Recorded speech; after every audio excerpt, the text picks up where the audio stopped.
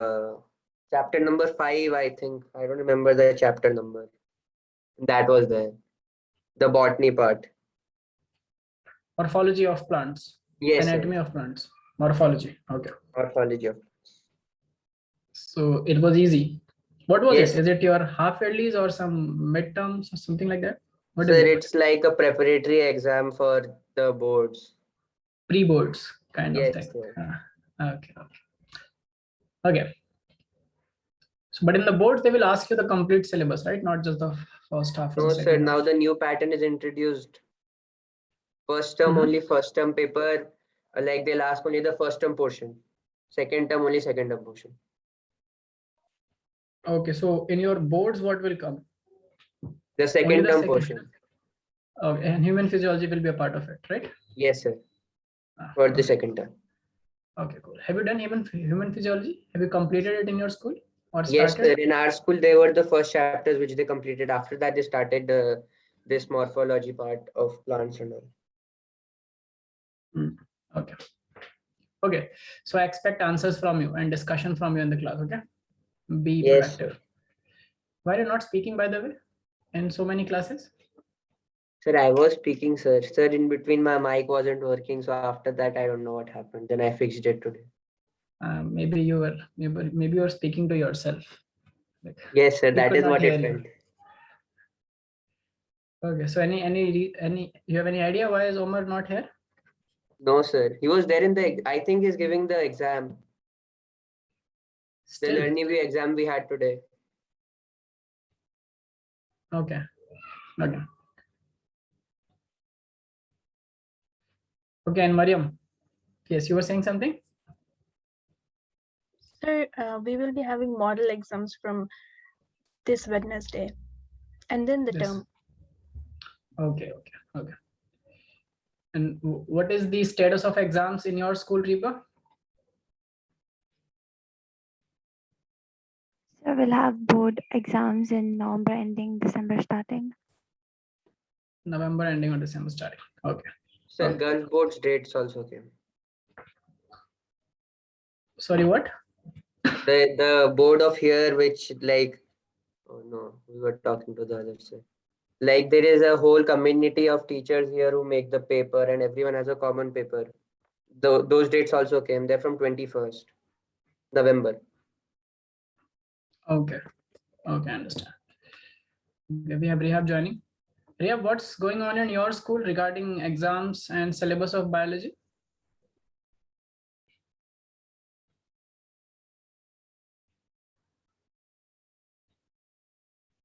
Yes, Rehab. If you're speaking, your microphone is mute.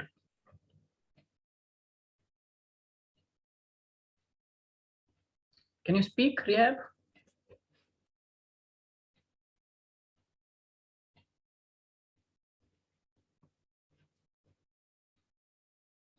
I think she's having some issues with the microphone. Okay, so let's start. If others will join, they will join. I don't know why they are missing the classes. So the way I've decided to go with human physiology is more diagrammatically. Can you see the screen that I've shared with you for this? Yes, sir. Okay, so so we started, let's connect the dots before we go to humans. Okay, we started with the basics, the fundamentals of life and life processes. Okay, and then we went on to study classification and what all different kingdoms are there in which animals and plants and basically all life form is classified into, right? And we learned something about them in general, about the phylums. And when we reached animal kingdom, there we went into some more details in terms of the phylum and also in terms of classes under the last phylum, which is chordate, right? And in that chordate, if we draw the evolutionary chart, fish, amphibians, reptiles, and from reptiles, birds and mammals. This is what the hierarchy is. Okay. And in the mammals, humans are one of the most evolved and apex organism, as we say it in evolutionary terms. They are the most evolved mammals in terms of cognition. So whenever we say evolution, evolution always takes one aspect of something which is evolving and getting better. So for human evolution, the most key feature or the characteristic feature is, so you must have, if you see, you will appreciate that humans are not the fastest running organisms on the planet, right? Yes, sir. Neither we are the strongest, neither we can bear the most weight, neither we can swim the fastest. So we are not the best in anything. Am I right? In any ability, we are not the best. So if you compare the fastest runner with any organism, then cheetah is, times faster than the fastest human runner. And in terms of strength also, we stand nowhere even with our closest cousins in evolution, which are chimpanzees. So they are far more stronger and ferocious than us. But one thing where we outlast, or we do better than any organism on the planet, is our cerebral capacity, like the way our mind works. So for humans, it's always, the evolution is always, we are humans because of our mind. And no other feature can just differentiate us differently from other organisms. In the last class, I also told you that basically what is our hand anatomically is also the wings of birds. Remember, in terms of anatomy, sir. and bones and muscles and veins and everything. So all the major systems are also present in other organisms. What make us different is one thing is our physiology, but more than that also, it's also our cognition, our brain. Okay. So let's start with the first aspect of human physiology, which is our digestive system. And in this, we will not only do digestion, we will do digestion, absorption, and some part of nutrition we will also cover before connecting it to excretion and respiration. Okay. So basically, it's a very vast topic. Even if we try to understand the fundamentals, it will take a lot of time. But how we will proceed is, we will start with the most important fundamental that you have to know for your boards and for your entrances, and weave a story around it. Okay, everyone? So first of all, I want all of you to draw with me what I am drawing here. Okay, you have to actually make, just like you made a concept map of animal kingdom and phylums in your brain, you have to make concept maps or diagrammatical maps in your mind for every system that we study in humans. Okay, and that way it becomes easier. So about the digestive system, let's first go to the human digestive tract. So when I say tract, do you remember that this whole tract can also be known as gut? Remember that? Yes, sir. And whatever is between the gut wall and the body wall is called coelom, right? So we will be studying about certain organs which are present in the coelom, in the body cavity, that help in the digestive system or digestive tract. But the digestive tract in itself is one complete pathway. It itself contains a lot of glands and organs in itself, which are not present in the coelom, but in itself only. So for example, let's just first begin with where it all starts. Where it all starts? It starts in the mouth. What all things you have to know about mouth? So we'll go one step at a time, organ by organ, where everything is connected and related, and we'll study about that. So what is special about mouth? Anyone? Why do we have mouth? What is the purpose of mouth? The breakdown, physical breakdown as well as chemical breakdown. Yes. So one thing is that mouth is the first cavity in which we ingest food, right? And we also have teeth in our mouth cavity. So when we talk about mouth cavity, there are two terms that you have to be very clear about. Often people are confused about this term. One is called the oral cavity, and the other is called the buccal cavity. Do you know the difference between the two? What is the oral cavity and what is the buccal cavity? So your oral cavity is basically the space between your lips and your teeth. So basically you brush in your oral cavity, whatever is consisting in your teeth. So if you put your brush in your mouth, you place it somewhere between your teeth and your gums, right? Lips. You do not put it inside, like in the tongue or in the cavity. You understand? So oral cavity is a very restrictive term which is used mostly by the dentists because it's about the teeth. Okay, the teeth and the nearby space. Do you understand that? So just remember that you brush in your oral cavity. Whereas your buccal cavity goes even deeper. Buccal cavity is altogether all the space when you open your mouth to the biggest possible radius, all that space which you see till your esophagus all comes in your buccal cavity. Is it clear, everyone? Yes, sir. Why I'm telling you this is because there are certain glands whose position is very important. Certain glands are present in oral cavity, but certain are present in buccal cavity. Like salivary gland. So salivary gland is present in it secretes its secretion in the buccal cavity, not in the oral cavity. This is how we will differentiate, okay? Saliva is secreted in the buccal cavity. So this is the buccal cavity and oral cavity. In mouth, the first most important glands is what I just told you about, is the salivary glands. You know what are salivary glands? Which secretes saliva and salivary amylase. Yes, so it secretes saliva. You're right. Now, what is saliva? What is saliva? No, saliva isn't an enzyme. Saliva is not an enzyme. Saliva contains Salivary amylase enzymes. is Exactly. So all enzymes end with ase: peptidase, amylase, lipase. So salivary amylase is an enzyme. But what is saliva? Thick, slimy liquid which helps the process of taking the food inside.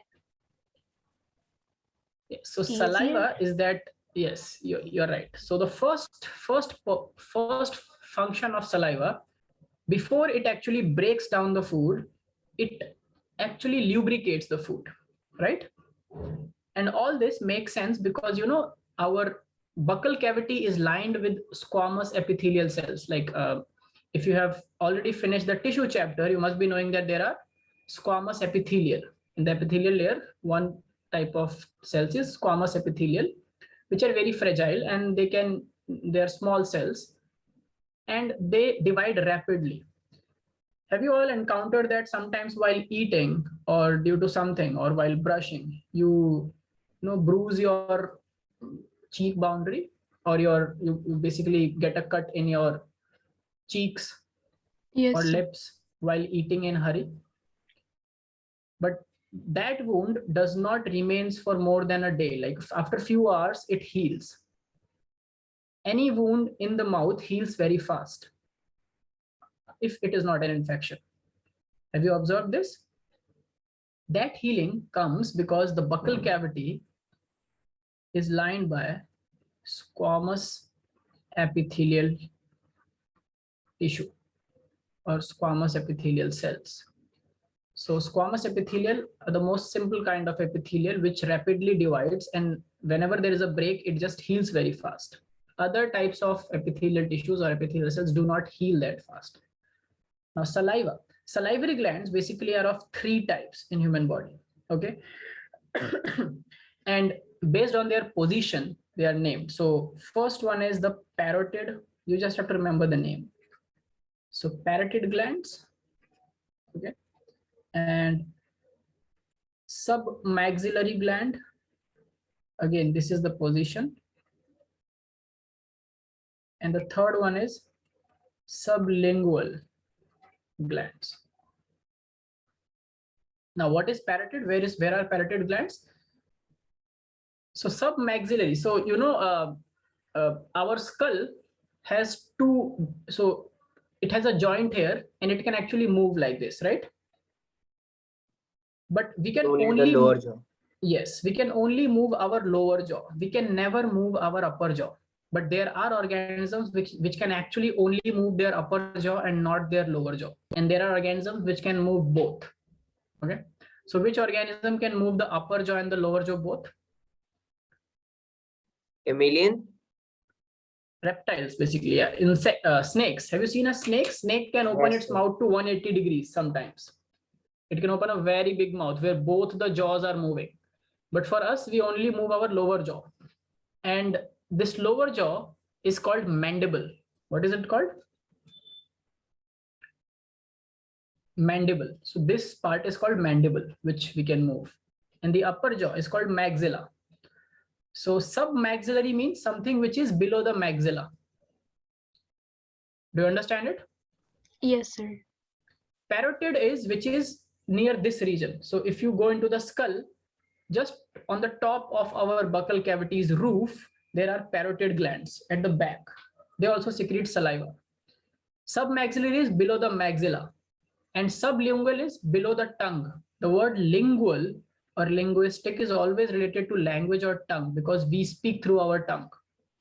So sublingual is the gland which is present beneath the tongue. So if you see in your mirror, you can actually see your sublingual salivary glands. If you just go and raise your tongue in the mirror, beneath the tongue, you will find, again, if the tongue is like this, you will find there will be a very thick vein connecting at the base like this. Our tongue is connected at the base, right? Yes, sir. And in that base, you will find some glandular structures, which are your sublingual salivary glands. So these three names you have to remember in humans. There are three kinds of salivary glands. And saliva basically contains of water, it's water-based, mucus, and enzyme called salivary amylase. Okay. Okay, everyone? Yes, sir. Now, what is the function? Now let's come to the function because that is important. So what is the function of saliva? Apart from digestion, it has other functions also. First is it lubricates the food. Why is lubrication important? Anyone? To For take the easiness whole- of swallowing. Easiness of swallowing. Yes, swallowing. So swallowing the food becomes easy if it's lubricated is one thing. Other thing is, I already told you that our buccal cavity is lined with squamous epithelium, which can very easily get cut, right? So if sometimes you eat a very dry food and it gets stuck in your food pipe and you try to just swallow it, you will feel that your irritation in your buccal cavity because it's cutting down the linings. You understand? So we need water to swallow things. It's always said that swallow it with water, right? Or any liquid. So lubricated food also protects the squamous epithelium from damage. So it lubricates the food and protects your epithelium, buccal cavity's epithelium is the first thing. Second, what does it do?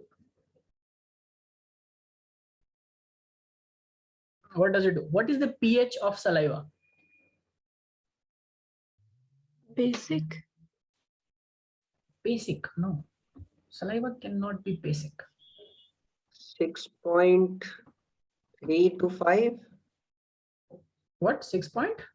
6.3 to 6.5, I think. 6.3 to 6.5. Yes, somewhere in the range, like not 6.3 is not optimum. 6.5 to 6.7 or 6.8. Different books reported differently. But the point is, it's slightly acidic. It's less than 7. It can never be 7. Okay. Or if it goes beyond 7, then there's a problem with your saliva or the glands because they also contain, it's slightly acidic. And what does acidic environment, what does it do? It kills some mild microbes, right? Yes, sir. So you can just write down that it's slightly acidic and is also the first line of defense in our immunity. it comes in physical barrier. So our saliva comes under our tears also. Tears also are slightly acidic, you know that? That's why when people cry, sometimes if they're sensitive eyes, the eyes become red when they cry. You know, tears always makes the eyes puffy and red, right? Yes, Because they sir. are acidic and they are irritating the cells around in the eye. So this is also slightly acidic, and it protects, it gives protection or immunity, the first pass of immunity. So some very simple microbes, if you just ingest with the food, and if you properly chew your food, you can get rid of them in your buccal cavity itself. Last comes the function of the salivary amylase, where they have, what is amylase? Amylase is an enzyme that basically breaks down carbohydrates. Okay, it digests carbohydrate. So digestion is not a very exclusive thing which only and only happens in the stomach. Digestion starts from the mouth itself. Suppose you are for your breakfast, it depends what you are eating. So suppose you are eating something which is carbohydrate rich in your breakfast, let's say bread butter or bread jam. So that amylase in your saliva, if you properly chew your food and mix it with saliva, then it starts digesting carbohydrates right in the mouth. And it is also absorbed there only because it's digested. And you know that our mouth and tongue and everything is covered with blood vessels. We have capillaries in the whole cavity. Yes, sir.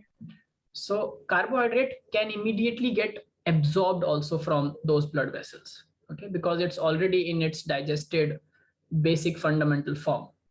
And to be very precise, somewhere around 30% of your carbohydrate, which is present in your food, if you chew your food properly, gets digested in your mouth itself.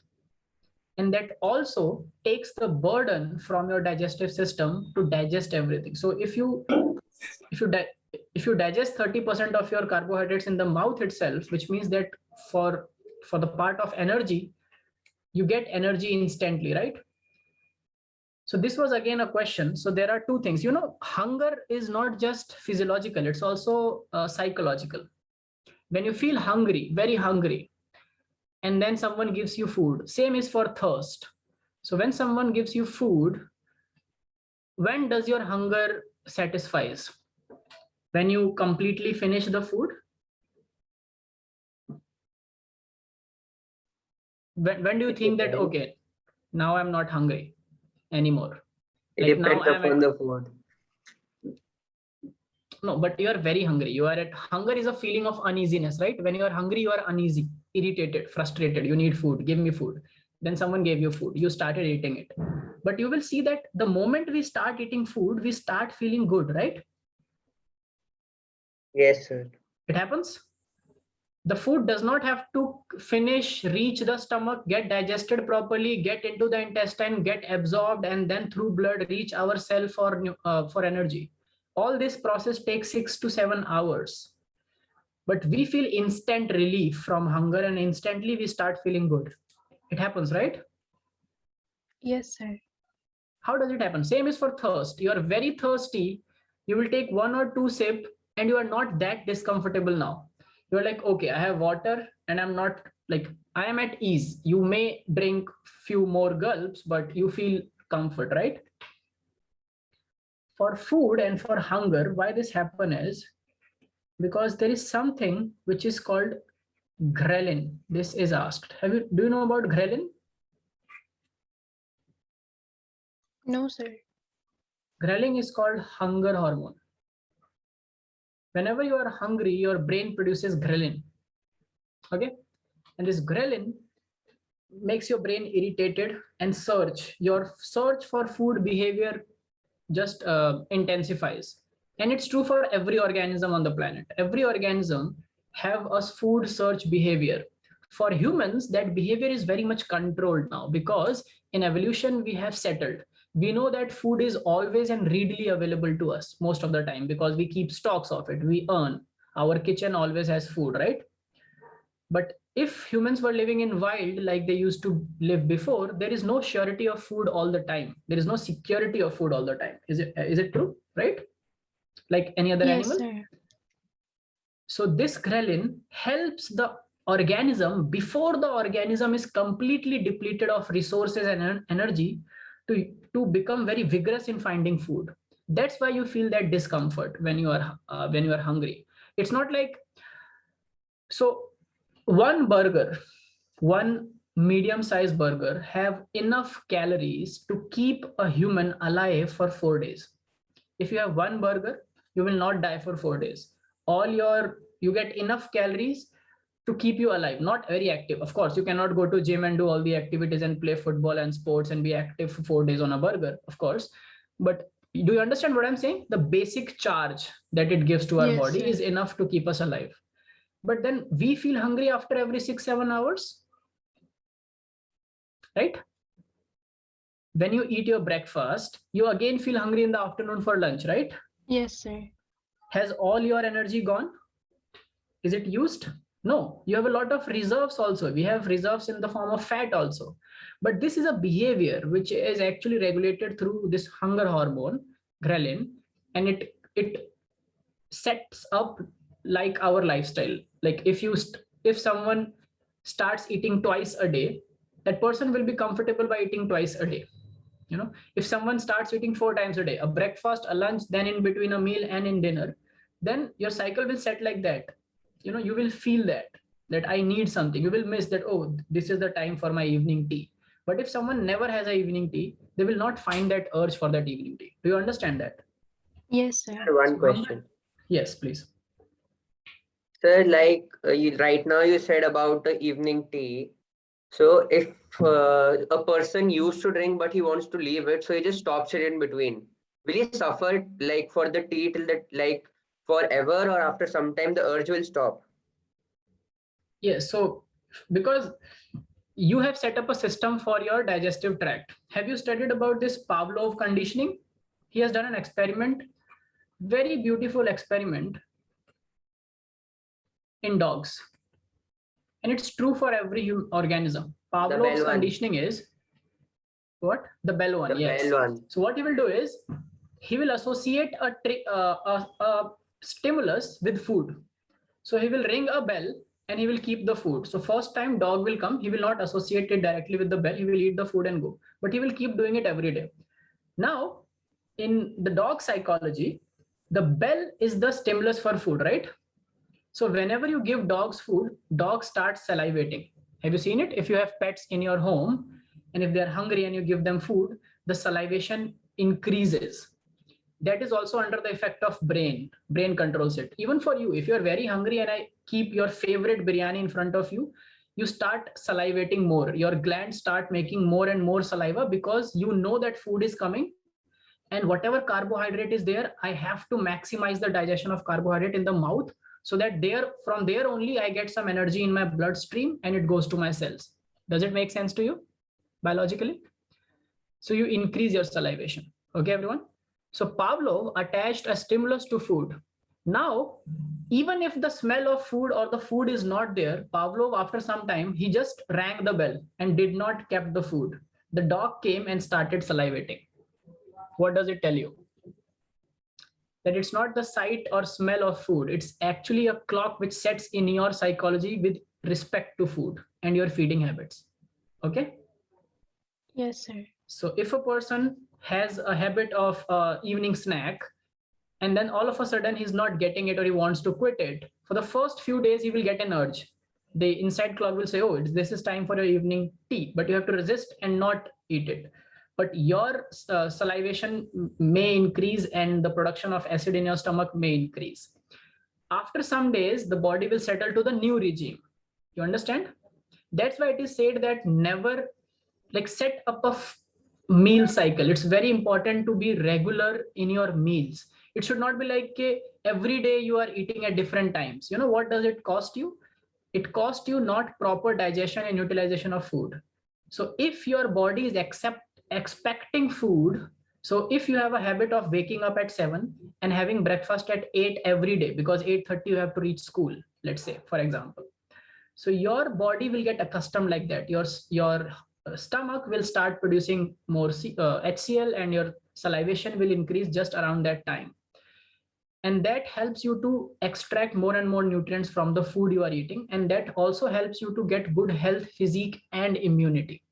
But if you have no fixed cycle, today you had breakfast at 7, tomorrow you are having at 8, day after tomorrow you are skipping the breakfast, sometimes you are eating very early in the night, sometimes you are eating very late night, then it disrupts the rhythm. It's like a surprise to the stomachs. Anytime food may come, and once food comes, it does not stays there. It spends some time, and in that time, if you cannot properly digest and utilize it, it will go into the intestines. Then you have to absorb. So you will absorb just 30-40%. The rest of the food is still not properly digested. Then it will be pushed to the large intestine. And that kind of a regime where you are not regulated in your day-to-day eating habits leads to a lot of digestive tract issues like constipations, congestion in your proper motions. Now, do you understand why does that happen? Okay, makes sense? Yes. Till here? So you are going to be doctors in the future, so you have to be very important and should know the importance of proper meals. So just remember this one name, ghrelin. Now the function is, yes, it digests carbohydrates, and around 30% of carbohydrate is digested in the mouth itself. Now, apart from salivary glands, what do we have in mouth? What is the second thing we have in mouth? Tongue. Exactly. We have tongue. What is a tongue? Muscular Muscle. organ. It is a muscular organ. And what is the purpose it serves? Mixing the of the food salivary. Sorry? What? Helps to move the food around for Yes, chewing. it is like a spatula in your mouth. You actually use your tongue to place your food wherever you want, to just mix it, while chewing. And you do not want to just chew one side of the food. You want to fold it over and get the other side also beneath the teeth. All that thing you do with the tongue. So it's called spatula. It's like a spatula in your mouth. Okay. What apart from this function tongue serves? Tongues have Taste buds. taste receptors. Yes. We have taste receptors, which are also called as gustatory receptors. Just remember this. Gustatory receptors means that they can sense taste. Now, in your school, in your primary, I'm sure you must have studied this one diagram of the tongue where they mark tongue in different parts and say that this part is for sweet sensation, this is for salty, this is for bitter, something like that. Have you done it? Yes, sir. Yes, sir, but it's wrong. It's wrong. Okay. It's not true, because latest research tells us that our tongue is very much pretty uniform for all kind of tastes. And it's not like if you put a sugar directly at this point in your tongue, you will not feel that it's sweet or it's sugar. You will feel it. But still, there was a reason to develop this kind of diagram on early observations, because certain receptors are actually they show dual behavior. There are some receptors that also pick up sweet taste. Earlier, we used to believe that there is only one kind of receptor is for one kind of taste, but that's not true. And we also figured out that apart from the classical 5 tastes, bitter, salt, sweet, sorry, 4, bitter, salt, sweet, and sour. These are the 4 classical tastes. We have other kind of tastes as well. There is a very new taste which is called umami. And we have taste receptors for umami taste as well. You know what is umami taste? It is neither sweet, sour, salty, or bitter. It is the taste of flesh, especially raw flesh.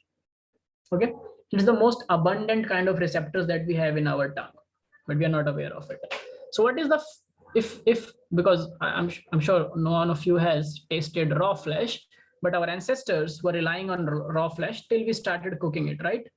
And Apart from humans, almost all other higher mammals and vertebrates still depend on raw flesh, right? Only we cook our Yes, food. sir. So that raw flesh is very, very predominant in nature. So the taste for it, and flesh is neither salty, sweet, bitter, or sour. So that has its own taste called the umami taste. This is the fifth taste that has evolved. So we are still in the process of figuring out how the combination of taste receptors work for different tastes. But know that this is not completely true, and it's kind of very much uniform or homogenized. But taste receptors are there in tongue. Very good. Okay. Apart from tongue, I think this is important for tongue, gustatory receptors and this. Apart from tongue, what do we have? In our mouth, we are just covering the mouth only. We are done with the salivary glands, Gums. which produce saliva. Gums. What is the purpose of gums? Function of gums. We never give more weightage to gums actually, but you're right, we have gums. But what does gums do? Do they do some very specific function in digestion or something? Hold the teeth in place.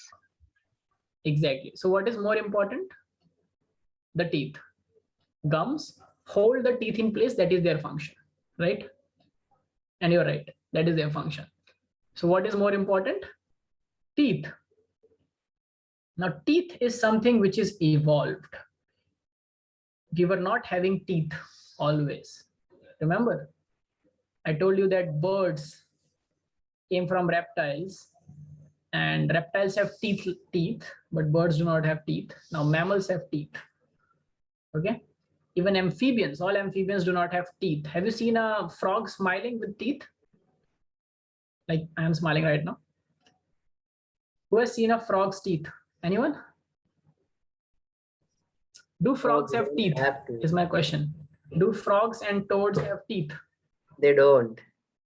Then how do they chew their food? They don't chew. They directly swallow They it. do chew. No, they do. They chew do it? chew their food. They cut their food. They chew their food. They break it into different parts and then eat it. Sometimes frogs can even eat snakes. There are big frogs called bullfrogs. How many of you know bullfrogs? I know, sir. Yes, bullfrogs can even eat snakes. We always think that it's opposite. Snakes are predators and frogs are prey, but bullfrog changed the game. He said, oh, no, no, no, no, no. I am very big. I am called bullfrog for a reason, and I will eat anything which is smaller than me, even if it's a snake. So go and find out how do frogs chew their food, okay? But teeth, let's talk about teeth. Now for humans, there is something very interesting with the teeth. And what is interesting is that human are called to be thecodont. Have you heard this word, thecodont? We are all thecodont. Thecodont means that our teeth are embedded in our jaw. This kind of arrangement is called thecodont. There are other kinds of arrangement. Remember I told you about a tongue just in animal kingdom, a tongue which has teeth-like structures in jawless fish. Come on, cyclostomes. Their tongues are developed and they have teeth. Come on, don't do this. Have you forgotten cyclostomates? The jawless Yes, sir. cartilaginous fish. Yes, sir. So they do not have jaw, but they still have teeth. So if they don't have jaw, their teeth cannot be embedded in the jaw, right? It's somewhere attached to its tongue. So they are not thecodont. But this kind of arrangement is thecodont. There are all different kinds of arrangements of presence of teeth. Humans are thecodont, which is their teeth are embedded in the jaw. And also they are diphyodont. The word di means, everywhere in biology, the word di means? Two. Yes, or the word dont or dentine is always related to teeth. Just remember it. Dont or dent, dentine. Dentist, dental sciences, dental implants, dental surgery, everything. The word dont or dent is related to teeth. Okay, everyone? Yes, sir. Now, diphyodont means that these are those organisms, especially these are mammals mostly, which have two complete sets of teeth which they can produce in their lifetime.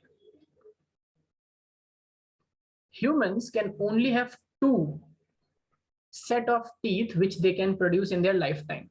So one is that baby teeth, we call it milk teeth, remember? So that teeth, when we come to an age of, let's say 7, 8 or 9, those teeth fall, all of them fall, and then a new teeth comes. But if the new teeth fall or breaks due to some accident or something, you will not be able to regrow it back. You know that? Yes, sir.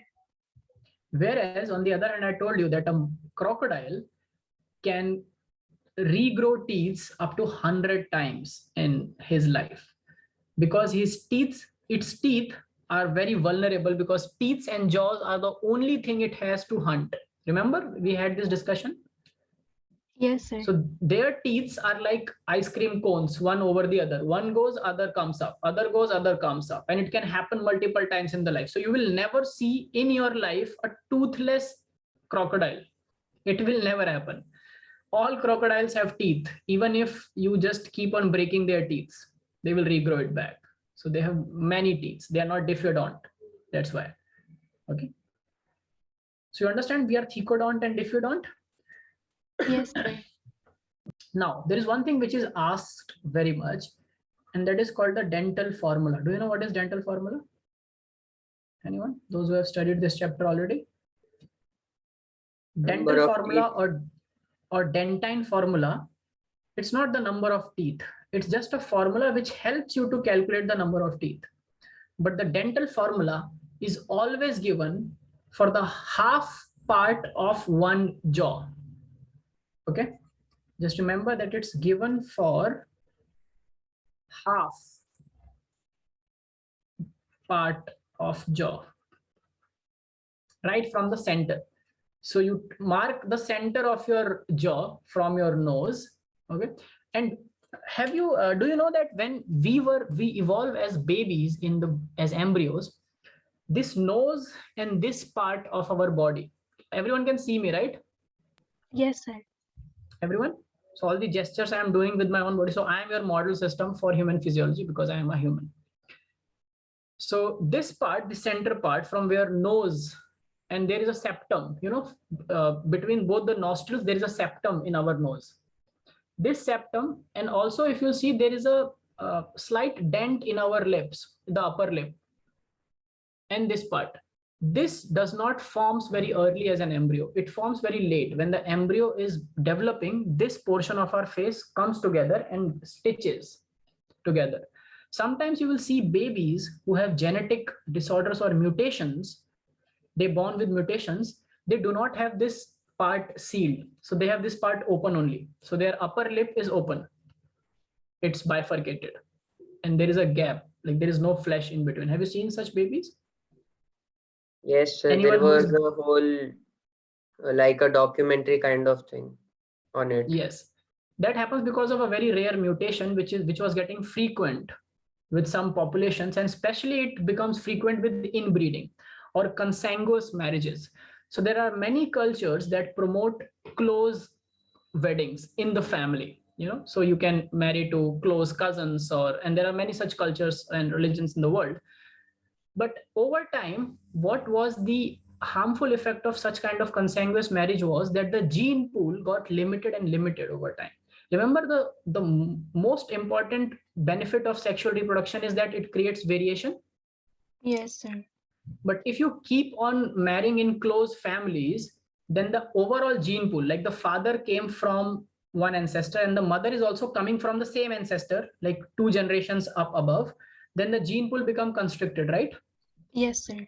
There is less chances of variations. And then it keeps on constricting as you go on generation by generation doing consanguous marriages.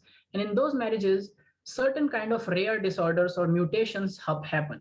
Because whenever there is a mutation in the family and you marry a person which is from a different ethnic origin or distant and not related to you, then that person brings own sets of genes. Suppose your gene has a copy which is faulty, it has a mutation, but still the mother's copy can compensate for it, remember? Yes, sir. But if both your copies become faulty because of a mutation, because that mutation happened in the ancestor, then the chances of the kid having a recovered copy is very less, right? Yes, sir. Yes. So that's how there were two things which started becoming problem. One was this bifurcated upper lip, and the other was microencephaly, brain not developing properly. And especially it was the documentary which I think Abhinav is talking about was, tell me if I'm also talking about the same documentary, was done by BBC and WHO, where like I think 10 years before, 10 years ago, the chances of you finding a microencephaly suffering baby was very higher in Pakistan. And these kids from Pakistan, a lot of them were having microencephaly, and it's a very rare disease. But WHO started getting worried because a lot of these kids were concentrated to one region, which is Pakistan. And then they figured out the reason was the cultural reason, how they marry in their families. So it was advised by both the government and the health ministry that, you know, we should not encourage this now for the sake of our generations. So sometimes biology also helps us to make amendments and changes in the way we are living. Okay. And that's only because we understand how things work. Similarly, the dental formula also helps in knowing the health of your dentine. Now, this formula tells you about, we have different kinds of teeth. Do you know that? Yes, sir. What do we mean by different kinds of teeth? All our teeth are not same.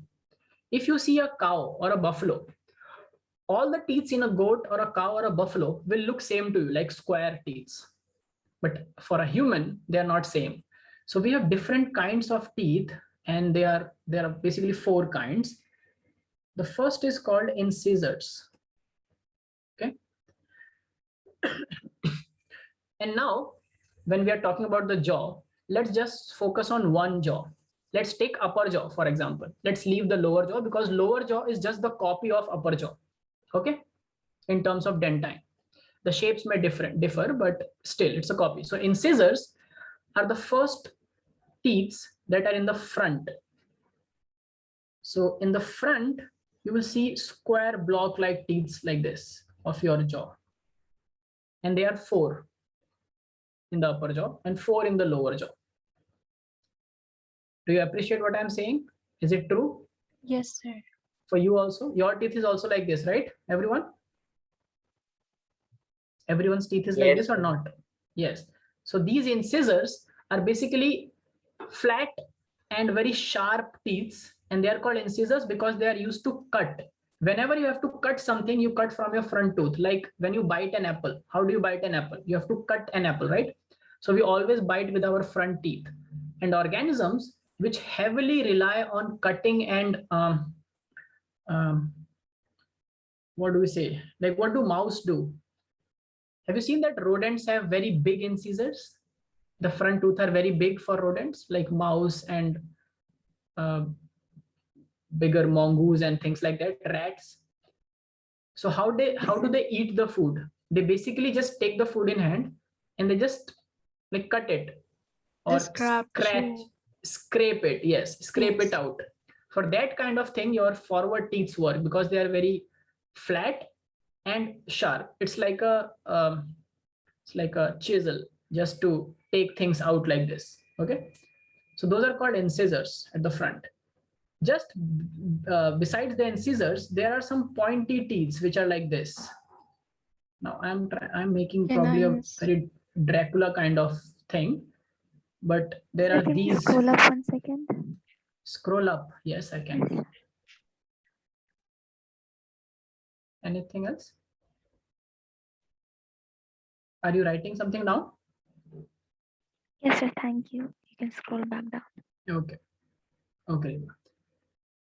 So just besides our incisors, we have canines, you know, and canines helps in tearing the flesh most of the time.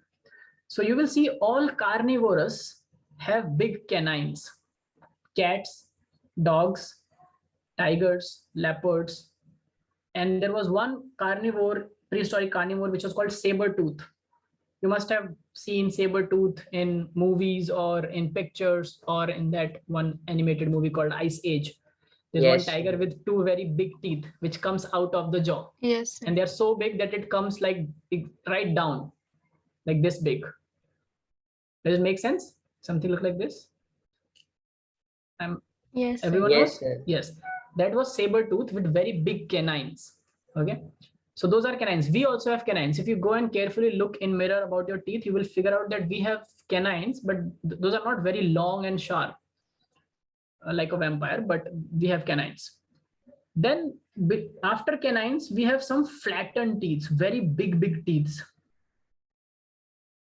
Something like very squarish and flat teeth, which we use for grinding. So incisors are for cutting most of the time. Canines are for tearing. Then we have premolars. Okay. Premolars, and then we have molars, the last teeth, set of teeth, which we sometimes also call wisdom tooth. You know, when you grow up, one pair of the teeth on each side comes later. And sometimes it's very painful when the teeth grows out. Yes, sir. That is called that your wisdom tooth is growing out. And it's in culture, it's called wisdom tooth because they say that now you are wise enough to take decisions because you have all the teeth. So a baby, when it is born, it does not have a complete dentine. The dentine develops later. So premolars and molars together are used for grinding purposes. You will see that most of the time you do all your major chewing through premolars. So you ingest the food, you mix the food in your mouth, and then you will always shift it to either left or right premolar, right? This is how normally we eat, right?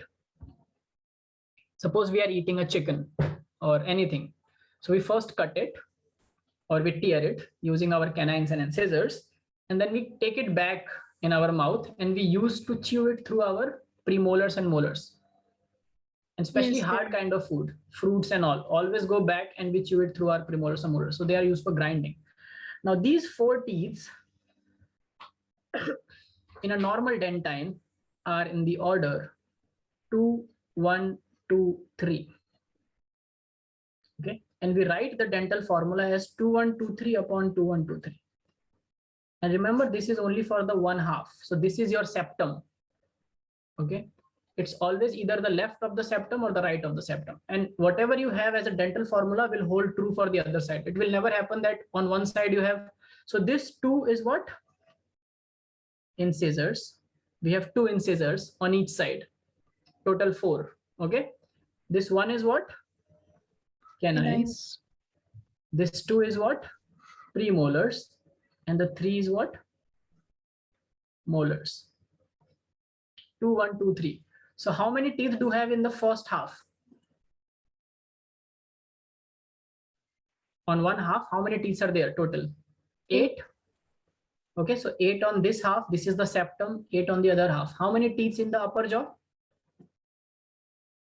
16. The copy will be in the lower jaw, 8 and 8. So how many total teeth do we have in our upper jaw and our lower jaw? An adult human has 32 teeth. Okay, everyone? There is a very a term in Hindi which we use called battisi.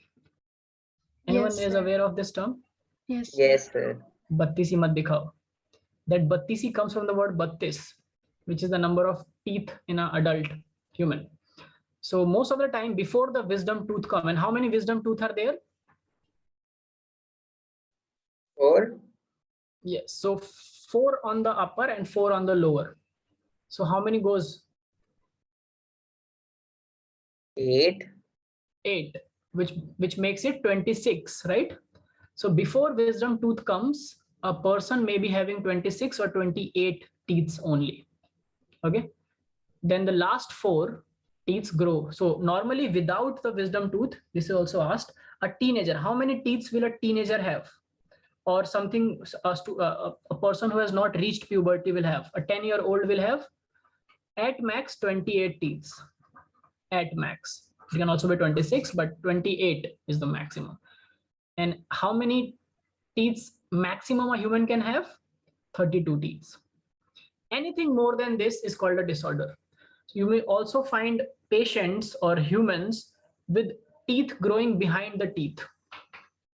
So the same 4 incisors will be 8 because there'll be incisor and behind that there'll be another incisor growing. So they have multiple teeth. For that, you have to surgically remove those extra teeth. Sometimes some teeth are missing and hence there are a lot of gap in the jaw. For that purpose, we either implant something or put up braces to fill for that jaw. Okay, so this is how we know that something is abnormal or normal. So what is the dental formula for a normal person? 2123 upon 2123. What is the dental formula for a human, like a non-adult baby, a non-adult human?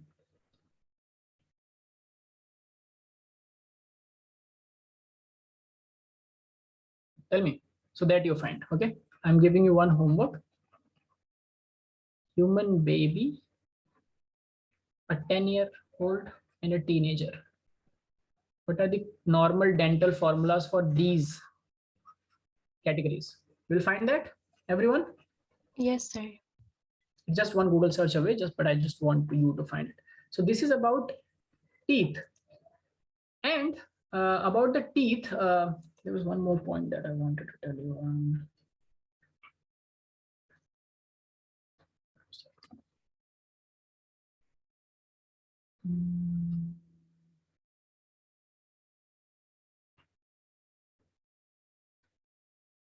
Oh, yes. It's not about teeth, it was about tongue. So for tongues, sometimes it's asked that these taste receptors or taste buds, as someone said, where they are present. So on tongue, there are very small organs called papillae. So in this papillae, these taste receptors are present. Okay, so just remember this term. I saw it in one question. That's all. And yes, I also told you that humans have different kinds of teeth, right? All these 4 kinds of teeth are different. So this kind of arrangement where different kinds of teeth are called heterodonts. The word hetero means homogeneous mixture, heterogeneous mixture, homodonts and Different. heterodonts. Yes, different. So heterodonts means we have different kinds of teeth. Homodonts, basically all your ruminant mammals, where like cows, buffaloes, grazing mammals, because all they have to do is they have to graze. They have to cut the grass and graze it. Okay. So have you seen cows and buffaloes dentine? All the teeth look like the same. Slightly smaller in the front, bigger Yes, in the sir. back, but they're all the same. You will never find a canine in a goat's jaw. That is how when fossils are found, all these signs make sense. So whatever you are studying is not just for doctors. Suppose a scientist, an archaeologist found a fossil, okay, and only found the jaw of the fossil. But still that just by finding the jaw, archaeologist can tell a lot about that fossil, right? That it was a predator or a prey. What if the size of the jaw is like this? What will be the size of the whole organism approximately?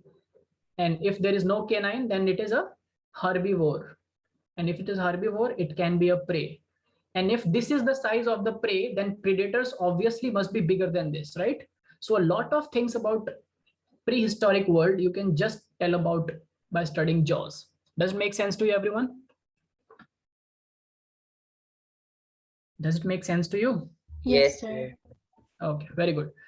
So these 3 things, tongue, teeth, and the salivary glands, consist of your mouth. And these are all the important things you have to know about it. As we move away from the mouth and away from the oral and buccal cavity, we start going down inside our digestive tract, which is the esophagus. But before we reach the esophagus, which is the food pipe, we come, so the oral cavity or the buccal cavity, now I'm using the same because it's used as same in your textbook, but for your entrances, what is the difference between the two, right? So this cavity opens into pharynx. Remember larynx and pharynx? Larynx and Yes, pharynx we sir. talked about in the last class. Larynx is our voice box. Pharynx is the common opening where our buccal cavity. Has it happened to you sometime that you took a nasal inhaler or something through your nose and it came into your mouth? Any kind It of tastes medicine? weird. Yeah. So you put something, a nasal drop in your nose, but you get the taste in your mouth. Right? Has it happened to you? Yes, Or sir. you are Yes, drinking sir. water and suddenly someone makes you laugh and the water comes out through your nose. Very Yes. gross, but the example is important for biology. This tells us that somewhere what the mouth and the nose are connected, right? The mouth, the nose. Sometimes it will also happen that you put an eye drop in your eyes and you get a taste of it in your neck, in your throat, Yes, sir. or in your mouth, right? So the eyes, nose, your oral cavity, and your eustachian tubule. Remember I talked about eustachian tubule, which helps in keeping the balance in the Yes, ear. sir. If you inhale in, close your nose, close your eyes, and close your mouth and try to exhale out, you will feel the pressure in your ear. The air pressure you will feel in your ear. Okay. And if you keep your eyes closed, you will feel it in your eyes as well. Which means eyes, the opening for eyes, nose, ear, and mouth are all together linked somewhere here, and that region is called pharynx. Just remember it, pharynx. Pharynx is where your nose, ear, eyes, and the oral cavity. The mouth we called oral cavity. What do we call nose? Nasal cavity. Okay.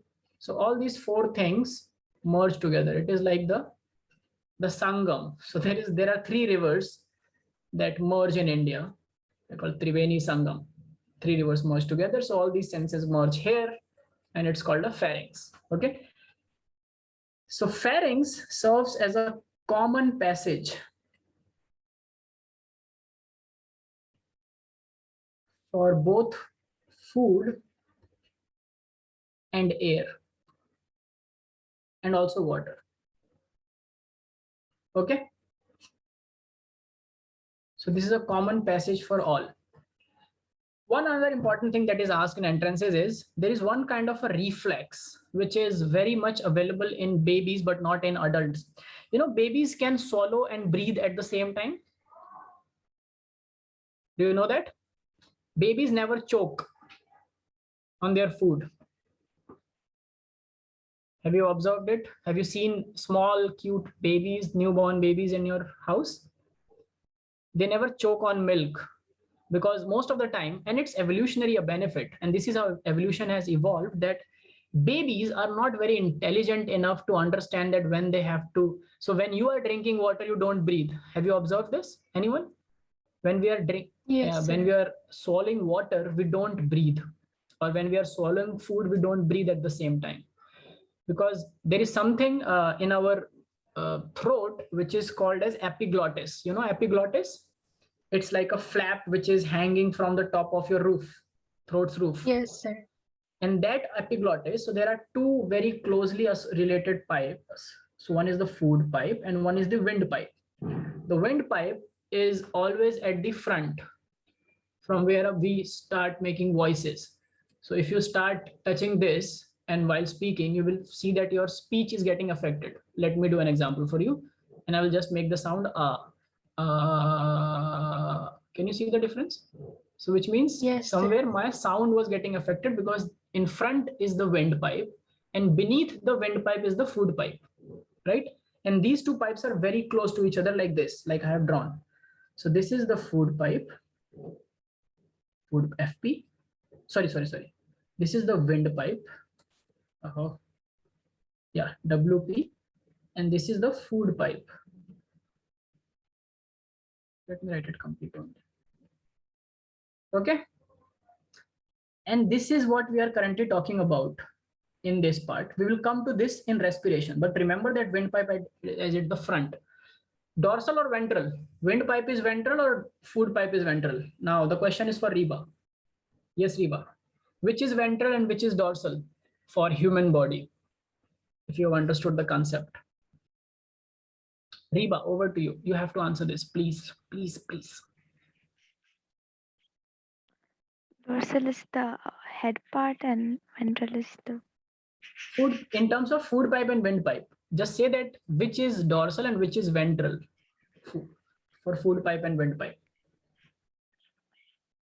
the one on the back is dorsal and the one on the front is ventral. So what is the one at the back? Name it. Say the name of the Satan, otherwise the Satan will not come. Food pipe? Food pipe is what? Don't only just say the name The of the Satan, back. also tell what to do. In the back. Okay, food pipe at the back. What is it, dorsal or ventral? Dorsal. Yes. So food pipe is the dorsal one and windpipe is the ventral one. Very good. Thanks, Riva. Okay. So we are currently talking about the food pipe, which is also known as biologically esophagus. Okay. Esophagus. And esophagus is very precisely in humans is 25 centimeters long most of the time, regardless of the fact how tall or short a human is. The food pipe somewhere is of this length only. It's not like very tall humans have very tall food pipe. Okay, we'll discuss where that tallness comes from. So esophagus is very much regulated, and it's very much concise in evolutionary biology. But what we're talking about, why we started? Okay. So epiglottis sits at the top, okay, somewhere here. And at one time, it can only cover one opening, either the food pipe or the windpipe, and it does that. So when you are swallowing food, where does the epiglottis goes and sit? On the windpipe. You are on the windpipe. So it shifts forward and it's choking the windpipe. So when you're swallowing food, you cannot inhale at the same time. You may also know that when you are talking and eating, that's why we say that there are some table manners. All our culture has evolved from observations which are scientific. So table manners are don't talk much when you are on dining table, right? Why do you say don't talk much? Because if you are swallowing and you're talking also, while talking, you have to breathe, right? To produce voice. And there's a possibility that, and it also happens that sometimes if you're talking while eating, a grain of food goes into your windpipe and you start coughing very hard. Has it happened? It's a reflex that happens. Has it happened with any one of you? Or you have seen people like this? And sometimes that grain of rice or something comes out from nose. That has also happened. Because if anything goes in your windpipe, there will be a response, a very rapid reflex response elicited by your body, so that nothing goes in the lungs. Because, you know, if something goes in the lungs, it can never come out. Do you know that? Okay, everyone? Say yes or no. Yes, sir. Saying yes or no always helps the teacher a lot. And also tells that students are not sleeping and the teaching is not boring. Oh, we have Omar also. So that reflex is important in biology because nothing, if once goes in the lungs, can come out of its own, because lungs do not, it's a blind sac. Things can go but never come back. That's why if we live in a polluted environment of, or if someone is smoking, it can only damage the lung. It can never, you know, it can never, what do we say? Reverse it. You can never reverse the damage you have done to your lung, either through pollution or through smoking or anything which goes in the lung with your breath. Okay. So you can only keep it to that point, but it will never come out. Have you seen these very gross advertisements where they say that don't use tobacco because lungs get tar-like depositions in them? Yes, sir. On constant, a smoker's lungs becomes black and a tar-like substance just get accumulated in the lungs. It can never come back. That's why it's accumulated there. So body does not want something harmful to go inside the lungs. So whenever a solid substance is going, or a liquid, even slightest of water is going, trying to go inside the lungs, it will just cough it out. And that is your reflex.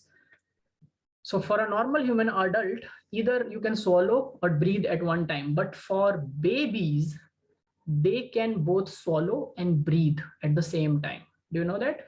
Because babies have more chances of choking because they are not aware that, okay, so while I am sucking to the milk, I should not breathe in. But if they do so, milk has a chance to go into the lungs. So that's why these passages are not well, the epiglottis does not segregates very specifically between the two pipes and let the air go into the windpipe and the food go into the food pipe at the same time. And it also works for babies because babies cannot talk. All they can do is cry. And crying is just a monotonous sound coming from the mouth, like with variations in the pitch. You know, babies these days are very much artistic in crying, but they cannot speak, they cannot modulate the voice much, so it works for them. But as they grow, they lose this ability. So you can either swallow or breathe in. Has it happened to someone that after playing, you went to the water and you are drinking water from your bottle or tap directly in your school time? Yes, sir. Because you may observe that you are drinking, you are very thirsty. So you're drinking, and then you take some time and breathe. And again, you are drinking the water, right? Yes. Because you cannot breathe while you are drinking. Okay, so that was just to tell this about the pharynx. And this epiglottis, what is this epiglottis? Just write about it. Why I brought in epiglottis is a cartilaginous flap. Not very well developed in babies. All cartilaginous things takes time and develops slowly over time. So if you'll see a baby's nose, it's very, very fragile. It's not, you will just do this and the baby's nose will go on the other side. Even the ears are very, very soft, right? Even the bones of babies are very soft because they are still in the process of being solidified and becoming strong. So forget about the cartilage.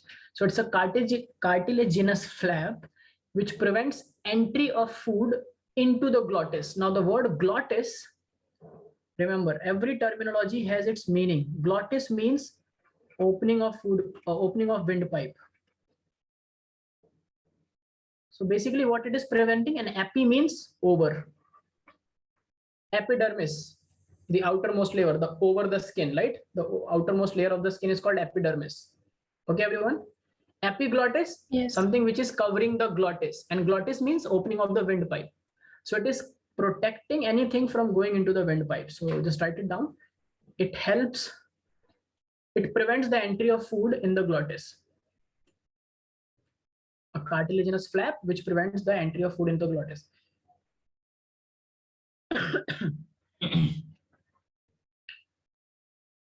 Now, from epiglottis onwards starts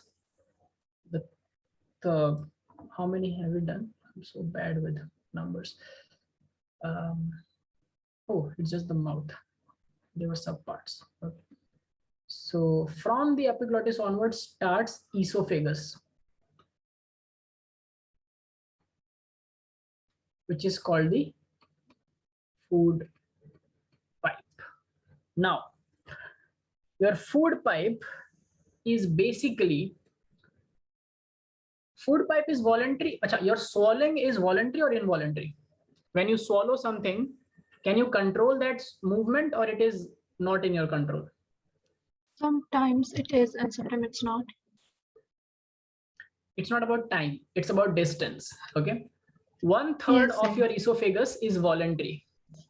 So you always will feel, has it happened to someone that during your childhood you swallow something which you should not have swallowed?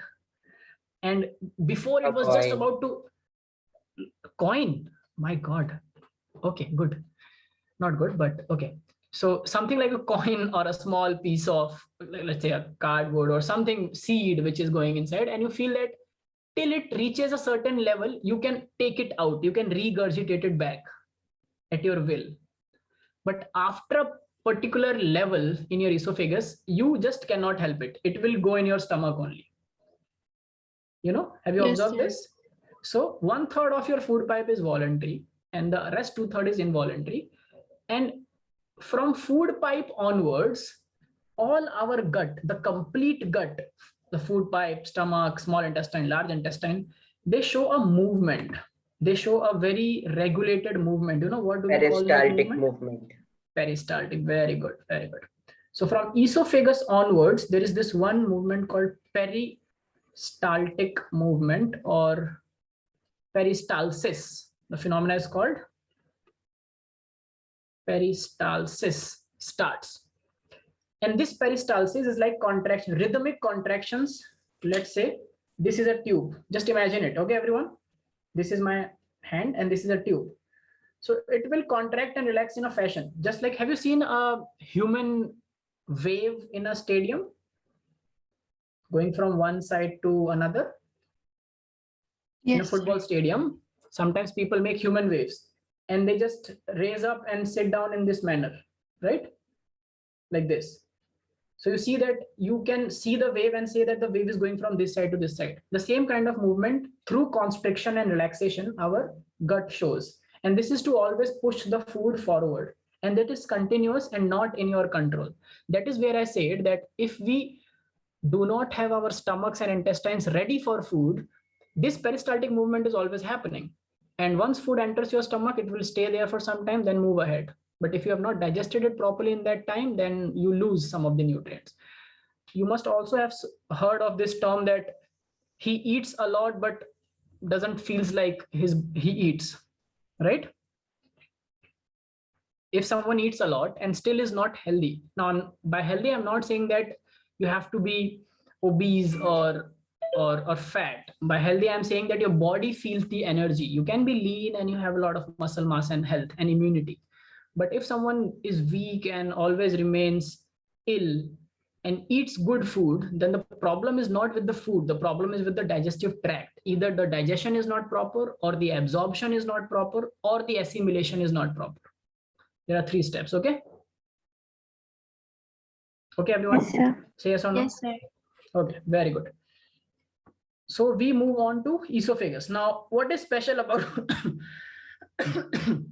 what is special about esophagus is nothing as per that, but there's one thing that esophagus is a pipe which ends into stomach.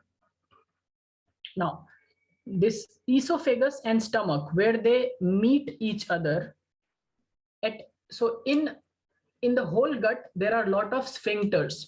Sphincters, this term I will introduce you right here. Sphincter. Sphincters are like gates, okay, which are there to prevent the backflow of food. So we eat food, right? It goes into our stomach. Stomach is on the downside and mouth is on the top. After eating food, if I tie a person upside down, will all the food come out? No, Why? because of the sphincter present at the end of at the starting of the Esophagus. stomach. Yes. Yes. So at the end of the esophagus and starting of the stomach, there is a sphincter like a gate, which only opens for a very short time, not very short, but for a short time when you are eating and chewing. Chewing your food is actually a signal for that sphincter to stay open. That's why people who have a habit of chewing gums, you know, sometimes people keep chewing gums for hours, sitting in the class and chewing gums. Yes, sir. When you are chewing, you are actually fooling your brain. The brain is thinking, oh, he's chewing, probably something is going to come in the stomach. So when you're chewing the gum, your stomach opens the sphincter and waits for the food. That's very funny, right? Because all that's going to go in saliva with some Yes, taste, sir. right? But the sphincter stays open because you're chewing. And sometimes it becomes arrhythmic. So a lot of chewing gums and a lot of chewing activity without properly eating food is not good for your digestive system. They say it. Okay. So don't make it a habit. And don't chew things for very long. Like one chewing gum is there in your mouth for 4 hours, pura school, like you just completed your school with that one chewing gum. Okay. It's not good. So at the beginning, there is a esophageal, and the sphincter which is present at the boundary is known as esophageal gastric sphincter, just like borders. We name the borders on the basis of two territories which it is segregating. Indo-China border, Indo-Pakistan border, something like that, right? Yes, sir. Do you understand? Yes. So esophageal gastric sphincter. Now that sphincter will regulate the flow of anything coming from esophagus into the stomach. The word gastric is always used for stomach, that I have told you earlier only. Now, once it comes into the stomach, stomach is a very, very interesting organ, much interesting that we believe it is. Because, what happened? Okay. Am I back? Yes, sir. Yes, sir. Yes, stomach. Okay, so let's just make it. So I will just draw whatever we have studied till now. So there is this cavity, which is your buccal cavity. I'm just drawing the cavity. Then it comes into the esophagus. Okay. And from the esophagus, it goes into the stomach. Now, stomach is a J-shaped organ. It's called a J-shaped organ because it looks something like this. So this is one sphincter, and then there is another opening which goes into the intestine. So it's like a J-shaped organ. Okay, everyone? Yes, sir. The alphabet J. Now you will see that I have drawn it like it's not a very perfect drawing, but this is the position where the esophageal gastric sphincter will be present, right? Yes, sir. And that can be controlled by your eating feeding behavior. When you start chewing, it opens and things like that. But do you remember that the way I have drawn it, it always enters the stomach not from the top, and there is some part of the stomach which is always at the top, away from the level Yes, from where sir. food enters, and that part of stomach is very important. It's called fundus. Okay, fundus. Mostly whenever we eat food, you know that our stomach is a very stretchable, elastic organ. It can stretch up to 3, 4, 5 times its actual size. And people who develop a eating habit and also develop a disorder which is called an eating disorder, that's called it's also one of the sins that is written in a lot of cultures, and in Bible also is written, that which is overeating, gluttony. You should not keep eating a lot. That is not considered right. One, you are wasting resources. Second, you will never be able to satisfy your hunger, because in those patients, what is missing. Remember, I told you that hunger is psychological. Yes, sir. And I told you so because to come at this point, so there are disorders which are actually where the person is not hungry, the body does not need food, but he will just keep on eating everything. And there are also disorders where the person will eat everything and anything that he finds and can eat. It does not have to be food. So people chew in newspapers, cardboards, even plastics, and this is a disorder where they just keep eating. And one such case was found where from the person's stomach, a lot of nails were recovered, nails and stapler pins. He ate those also. Because that's just a disorder that makes you just eat. Whatever you find, just eat. You can chew a paper, just chew it. Leaves, everything that you can chew. Because it's a disorder where psychology is also comes into picture, that your brain just cannot tell you that stop. You don't need to eat now. So when to start, when you are hungry and when you are not, you cannot distinguish between that. Do you understand it? Yes. It's like a sedation kind of thing. Like on drugs, people get addicted to drugs. People get addicted to eating also. Okay. Normally, for a normal human, this fundus part plays one role. You never eat up to a limit where your stomach is completely full. You know that? Okay. Do you understand? We never completely full our stomach, because suppose you are eating and you're eating so much that you filled the stomach and the food reached the fundus part. On the top layer of the fundus part, if food touches this part, then it means that your body will automatically start a reflex, which is called a gag reflex, a regurgitation reflex, and you will vomit it out. And now you understand why it is important for you to vomit things out, because you have eaten a lot. So it must not have happened with you, but it can happen with people who just overeat. And sometimes and people do that under the effect of some drugs sometimes, or alcohol. So if they are not knowing, they are not aware of their senses that they should stop eating, they just keep on eating and drinking, or if they are high on drugs, and then they vomit everything out. Have you seen this happening, or you have heard of this? Yes, sir. So this happens because you just overeat more than you need, and the food reaches your fundus, and the fundus region is there to tell you that do not eat beyond this limit. And if you eat beyond that limit, you will vomit it out. If again you eat beyond that limit, you will vomit it out. But after some time, the stomach will not just keep vomiting out, it will just inflate its size. So it will increase in size. And that is where big pot bellies come in picture. So pot bellies are not just fat, they are fat for sure, but even the size of the stomach changes over time. Okay, it becomes bigger to adjust for your feeding habits. So someone who's very much fond of eating can have a bigger stomach also. Okay. Now, yes, about stomach, this was one part. The other thing important is that we have